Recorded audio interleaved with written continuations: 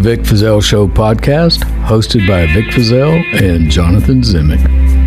Sponsored by Moroso Wood-Fired Pizza, Pinewood Coffee Bar, and the law offices of Vic Feazell. Well, a convicted serial killer who claimed he was more famous than Elvis has his story changed 10 years after his death. Henry Lee Lucas said he killed thousands of people, including an 18-year-old woman, right on I-35 in McLennan County. But News Channel 25's John Coco tells us police now have hard evidence another man committed that murder. John? Salazar was killed along with 19-year-old Frank Key. They were riding together when their car ran out of gas near Round Rock. Key's body was found between Georgetown and Austin.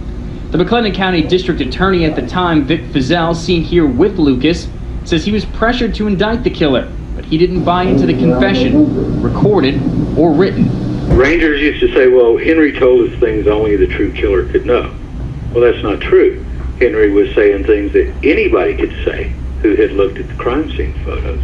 But why would Lucas admit to a murder that he didn't commit? Well, for one thing, Feazell said he was on a drug, making him more liable for suggestion. For another thing, he claimed that he was forced to confess to one murder he had not committed.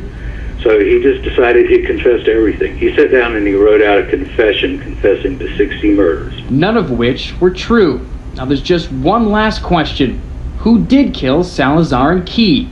In June of last year, authorities linked this man, 52-year-old Benny Tijerina Jr., to the case with DNA evidence from 2007. Exactly 1 week ago, Tijerina was transferred to the McLennan County Jail and is now awaiting his indictment. And you're vindicated. You know, you put your neck on the line for these cases, for these families, for these people to get the true killers. Yeah. And you did it on, very little evidence, truly, other than what Hugh had dug up and what Jim Maddox was able to dig up. In your gut feelings. I mean, well, what Hugh had dug up was pretty damn good. He had come up with a lot of stuff. I mean, it was impressive. And we're going to talk about this case too, Deborah Sue Williamson. Yeah. The girl that got killed out in Lubbock. And the Lemons case, right? Yeah. And her stepfather, Bob Lemons, and Bob and Joyce, her mom. And Bob traveled himself all over the country to prove that Henry Lucas had not killed his daughter, because he could tell by reading the confession that it was bullshit. Yep. Yeah. Yep. So we'll be getting into the Lemons. Do a whole thing on the Lemons. I'd like to maybe fly to Lubbock and interview Liz Flatt, who was Deborah's sister. Yeah. She was a little girl at the time. Liz keeps trying to get this case reopened, but Lubbock police won't reopen it. They still have it closed and that Henry did it. Isn't that stupid? Shameful. It's shameful and stupid. Especially knowing, and you and I both know some of the facts of the case and what the confession said, and it's not even close. Not even close. So we'll spend a whole 1 or 2 episodes just on that case. Maybe more if we go to Lubbock and talk to Liz. Yeah. There's so many of these, Vic. There's so many cases, and it's all the same formula, man. It's coach, well-written confession. And then either they close it, or they're like you, which there was really no one like you, who said, no, this is BS, I'm not going to close this case. No, there wasn't anybody like me, even though a lot of DAs and a lot of cops were seeing the same information I was seeing. Yeah. Now, there was one policewoman up in Dallas, I can't remember her name right now, but she came down and interviewed. She sent in her file. She was suspicious, and she made up a fake murder. She put together pictures from another murder and wrote a fake offense report, putting it in a different place and everything. Wow. Sent it down, and then went down and interviewed Henry, and Henry told her things only the real killer could know, except there wasn't a real killer and there wasn't a real crime. So she came back knowing it was a farce. Yeah. But she didn't do anything. She kept it quiet until... Was that law enforcement brotherhood probably telling her, don't say anything now, don't say anything? I don't know why. She's much more vocal now. She's been interviewed for this project that's going to be on TV. Well, now that you've taken all the heat. Yeah, I took all the heat. I nearly went to prison for life. A lot of people still think I'm a crook to this day. That's because they just said it over and over and over and over and over and over. Right. Now, some of the younger people who weren't around and weren't indoctrinated, they don't know. But anybody over 50, who was around and paying attention back then, they haven't advertised cigarettes on TV in forever. Sure. I think the last cigarette commercial was during a Johnny Carson show. Whoa, The Tonight Show. That's a while ago. It was a Virginia Slim commercial. But to this day, if you say Winston tastes good, half the population can finish that slogan. Can you? No. That's because you're too young. But if you're my age or over 40, 45, Winston tastes good like a cigarette should. Because that was beat into our heads over and over and over on TV before they took cigarettes off TV. That's what they were doing to me. They said it so often that I was a crook that people would hear my name and they'd finish the phrase. Jeez. It was tough. Yeah. And that's why I got the largest libel verdict in the history of the world. Yes, you did. Yes, I did. Because what they did to me was pretty damn terrible. It was shameful. Yeah. Absolutely shameful. Yeah. Every single bit of it a lie, just like every bit of this. That's a damn lie. That's a damn lie. Just like every bit of this Lucas confession on Rita Salazar is a lie. Every bit of it. And it's not just a lie from Henry Lucas. It's a lie from Jim Boutwell. Right. It's a lie from the Texas Rangers. It's a lie from the state police. It's certainly a lie from Colonel Jim Adams because he knew what was going on. Now, I'm not blaming the other Rangers. I'm not blaming the other state police. They didn't know. Just because there's some bad apples in that barrel doesn't mean they're all bad. True. But Jim Adams knew. And Jim Adams is the one who called in the dogs on me. Yep. Tom Pauken and Charles Duncan and the FBI. Right. He's the one who wanted to see me in prison the rest of my life. That is But I true. think he knew what was coming because right before my trial started, he abruptly resigned. He quit. So let's loop back to Salazar here, and let's come up with a way to kind of finish it out. So we've talked about the confession. So first, Ottis was talked to about it because Henry said, "No, it wasn't one of mine." When he talked to Jim Boutwell. So Jim Boutwell approached Henry in Montague County. Henry said, "Not one of mine. Could have been one of Ottis's." So it shot to Ottis, and Ottis said, "Yep, it was just me."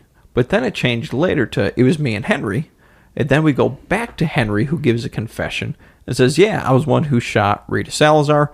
He goes out and he identifies the place via helicopter. You get the confession in the file in the mail. You say, "Nah, this thing doesn't sound quite right." And it's packaged with 2 other cases, which, again, you've already had suspects on.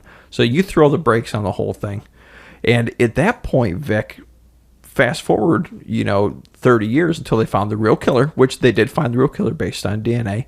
There were no leads to go off of, so they just made it inactive. Once you pump the brakes, it sounds like they just threw it on the back shelf. Both Ottis's Frankie confession as well as Henry's. That was it. It just went even colder. It went deep freeze for 30 years until Michael Jared came along and said, "Hey, let's reopen these things." Yeah. That's incredible. And one thing I failed to mention earlier is that we had a lieutenant in the sheriff's office named A.H. Gilbreth. And I knew Lieutenant Gilbreth. And he went to Georgetown on December 12th, 1983. Oh. And he interviewed Henry Lucas about Salazar and about any other McLennan County murders, which would have been Glenn Parks or Dorothy Collins or anybody. Yeah.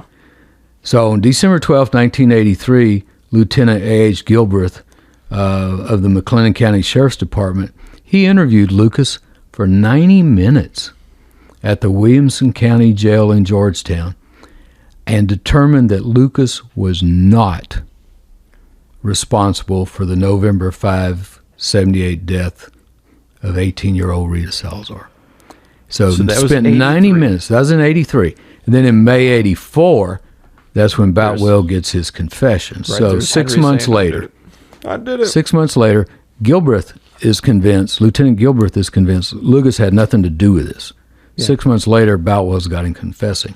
Gilbreth said that Lucas did not implicate himself in any unsolved McLennan County murders. Wow. So there goes the other 2. Yeah. And one thing we do have too, Vic, is we do have the videotape of Henry's confession for Frankie and Rita Salazar. We have it. And we're going to play some of it for our audience so you can listen to it. Good. Because I've got some notes on it here. Okay. We'll fire away your notes. Okay. I had some confusion because I've never seen the trial transcript. Mm-hmm. I wonder if we could order it, if it still exists. I'd pay for this. The Orange Sox transcript. This is a newspaper article. It says Lucas took the stand. I didn't know he took the stand. I didn't know that either. He took the stand to say that 5 different oral written statements, including a videotape in the Williamson County case, were made voluntarily, but added that he was disturbed and depressed. Well, yeah, and on Thorazine and trying to commit suicide. Yep. What I find fascinating about the beginning of this confession, Vic, is how emotional he is. He's crying. Oh, he's crying. He's bawling his eyes out, and he can hardly talk, and he's getting all choked up. And Boutwell says, I want to talk to you about this boy and girl. And Henry starts crying. He says, I want to come clean. What about this one you said that you wanted to tell me about involving the boy and girl? Beg pardon? The shooting that took place. They were hitchhiking. Now, see, the thing you got to remember, though, is that Henry had been talked to a whole bunch of times before this was even turned on, before this recorder was turned on. I mean, over a period of months. And this is when he says, I killed her myself. I picked her up in Shreveport, Louisiana. How did it all start? We had a partner that picked up a couple of hitchhikers. So we got 24 of them. Okay. Red flag. Ottis was with me. Well, red flag. Yeah, Shreveport, Louisiana is... that's way up on the northeast corner of Texas. You go to the northeast corner of Texas, up around Tyler, and then you go further east to Shreveport. Mm-hmm. That's a long way from Georgetown. Long way. All right. We're about a third of the way in, and Boutwell says, I know you've been questioned a whole lot over the last couple months, and a whole lot today. I realize it's possible you might be somewhat confused over things. I don't want you to carry on if you think you're confused. Well, that's him telling him, you've told me something wrong, and this came in right after the Shreveport, Louisiana thing. Henry, I might be off on a couple things. Boutwell, well, that's what I wanted to find out. See, yeah, you're right, you're off. I know that you've been questioned a whole lot in the past couple of months, and a whole lot today. I realize it's possible you might be somewhat confused over things. I don't want you to... I might be off on the direction, but I don't know that. We have to do it today. Henry, I definitely remember that. She had dark hair and a medium build and wearing a dress. Yeah, there it is. Wearing a dress. Yep. And we know that she was wearing jeans, and the jeans had a $10 bill. Yep. Yeah. Young girl, about 17, 18 years old. And she got brown hair. Medium build, probably 120 pounds. She had on a dress at the time. And then Boutwell, the confusion I'm having here is the part on the direction of travel. So he's telling him he's off, just like he did on Orange Sox. Mm-hmm. The couple we're looking at weren't picked up in Louisiana. They were picked up in this area. Well, geez, come on. Yep. It's just like, no, it wasn't off in a field. It was by a concrete culvert, like on Orange Sox. And now, no, it wasn't Shreveport. It was this area. It was here. Yeah. And so now then Henry says, oh, well, then I picked him up around here. And that's what you see on the written confession. Yeah. You never see Shreveport on the written confession. Never. And then he says, and I think it was around November. Now, that excited him. Now, you know Boutwell has had to have mentioned that before. Had to have. You know. This That's happened his MO. November 5th. And then Boutwell gets excited as well. You never heard that from me, have you? You didn't heard that from anybody else, did you? Well, come on. They were talking to him all the time. You remember what time of year it might have been? That was around November. You never have heard that from me, have you? Yeah, what happened? Have you heard it from anybody else? No. Okay, and then he shows him the pictures of the victims. Yep. I'm going to show you some pictures, but only identify them if you're positive. Well, I'm going to go ahead and show you some pictures. I'm going to caution you, please, to either identify them or not. If you're only identifying if you're absolutely positive, okay? These are two pictures of the girl. That's not her. Okay. He says, this isn't her. Boutwell, it's not?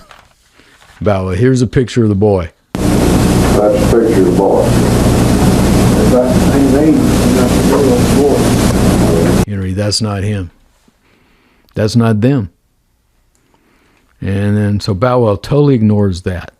All right? Henry is misidentifying the pictures. Right. And Boutwell totally ignores it. But you say you shot her in the median by the truck stop. He jumps over to that. What did y'all try to, you say you shot the girl there on the median, near a truck stop. Did you leave her laying there, or did you take her? I don't remember taking her. I know she was shot. Do you think you'd recognize that location if we showed it to you again? Well, that's exactly what they did. Do you think you would recognize that location if we showed it to you again? Possibility of it. Are you willing to go look at the location or the general area? Yeah, I'm willing to go look at it. I want to know for sure. But when we get the written confession, then they're picked up near Austin. Right. Totally nailed down. Yeah. So, I mean, it just goes to show you how inconsistent he was and how these things were formulated over time. Yeah. And they had months, just like in Orange Socks, to come up with that final version. Boutwell would make up the story, give Henry a guess again. Right. And then when he'd get the right guesses, write it down and get Henry to sign it. God. And that's what happened here. That's what happened. And 30 years later. 30 years later, we've got the true killer locked up. Killer. You know, this is one of the 30 plus that has been overturned by DNA, and like we've talked about in previous episodes. So hopefully this trend continues on. And, you know, like you've mentioned before, is I hope that law enforcement, if there is a law enforcement officer or someone who does listen to this podcast, you know, and you know about some of these within your own jurisdiction, look at the patterns here. You know, look at the patterns. If you have these old case files, look at the confessions that he had. Look for the patterns. Yeah. I'd go a step further. I'd say if you're a law enforcement officer and there's a Henry Lucas case in your jurisdiction, even if you had nothing to do with it, you know, find who did, get them to reopen it. If they're retired, if they're dead, you go get it. Yeah. Because Henry didn't do that crime. Right. He just didn't do it. I mean, the evidence is there. You know, we ran Henry on a polygraph too. He passed the polygraph that he had killed all these people. He did. He passed 2 polygraphs. 2 passes. He showed a little bit of deception on Kate Rich and on Becky, but that could be because they were the only 2 that he actually knew. Right, personally known. And I'm still hoping Becky's alive somewhere. Kate Rich is probably dead. And she was old even back then. Yeah, she was 80. And 80 and overweight. And there's... Number one, why would Henry kill her? You know, she was letting him live there. Yeah, there's no motive. She was their meal ticket, basically. Some of her relatives didn't like Henry and Becky hanging around because they thought she was being too nice. Some of her relatives were suspects on this case before Henry came along, before Sheriff Conway decided to go all bird dog, you know, and run to California and run to Oklahoma, which I think is pretty significant because we need to look at those dates and see where murders were happening then. Yep. Because we know that Conway was watching him in California and in Oklahoma. So if there was a murder in Louisiana, Herminder 4, Conway was watching him. As a matter of fact, when Hermine DeFore was killed in Louisiana, Henry Lucas was in jail. That's right. In Conway's possession, in his custody, in Montague County. That's amazing. So we got that, and then we got all the 9 months leading up to that when Conway was watching him. And there were murders happening all over the country that Henry's confessing to.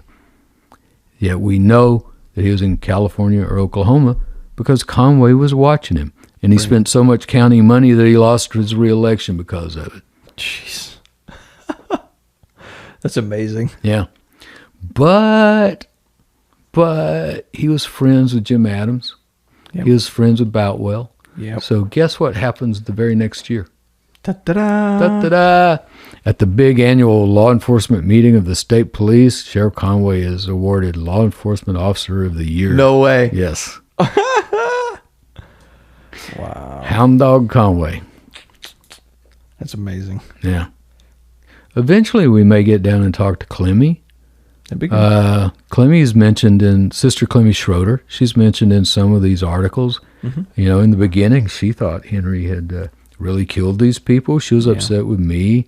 She was upset with Maddox. She was really, supporting Boutwell. But then she started putting the pieces together, and she's quoted in one of these articles saying, I'm convinced Henry didn't kill anybody. Yeah. And then she remembered early on Henry telling her, I really haven't killed anybody. Wow. But she just kind of put it out of her mind. Right.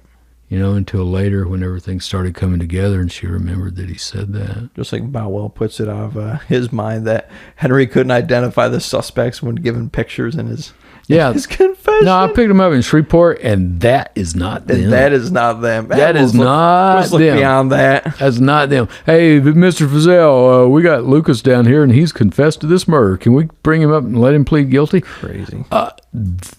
These pictures, that's not them. And I picked him up in Shreveport. No, I don't think we can do that. I don't think we can plead him guilty. Even if it means I get arrested, even if it means I'm looking at 80 years in prison, even if I'm called a crook, even if my family is embarrassed, even if my mom goes to bed crying every night, it didn't matter. And they killed your dog. And they killed Spanky. You named your dog Spanky? Spanky. Just like, Spanky. Wasn't that one of the little rascals? It was. Spanky. Yeah. Perfect. I still remember my little boy standing out in the yard.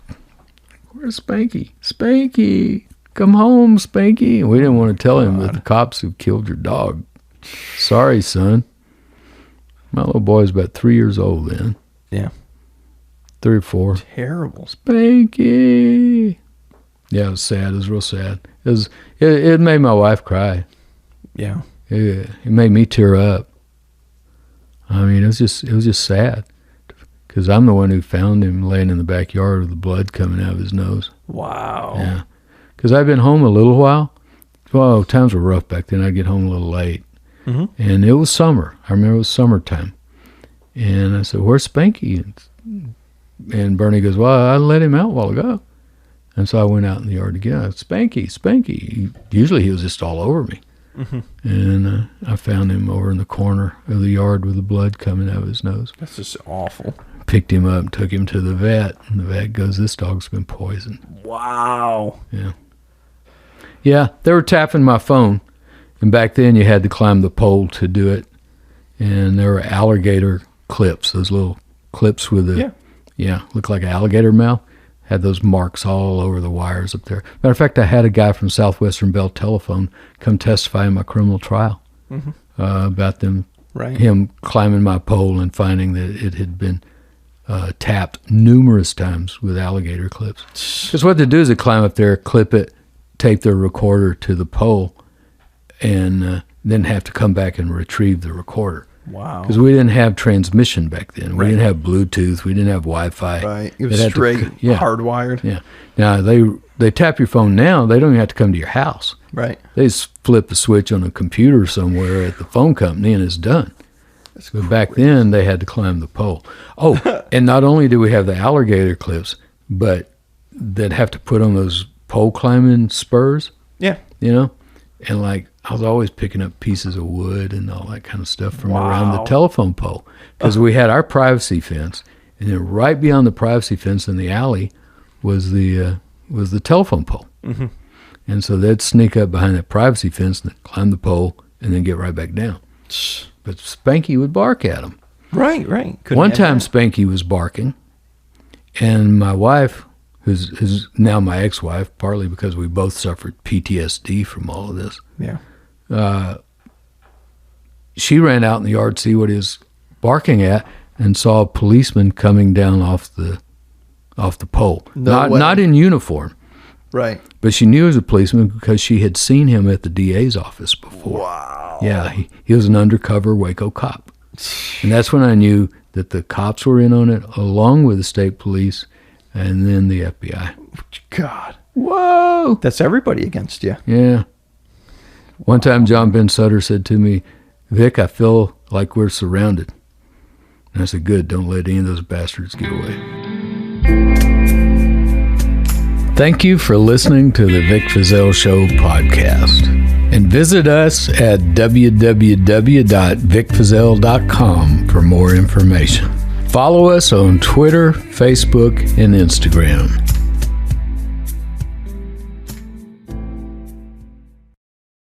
Drive laid back and lower your speed, 1877 with Vic.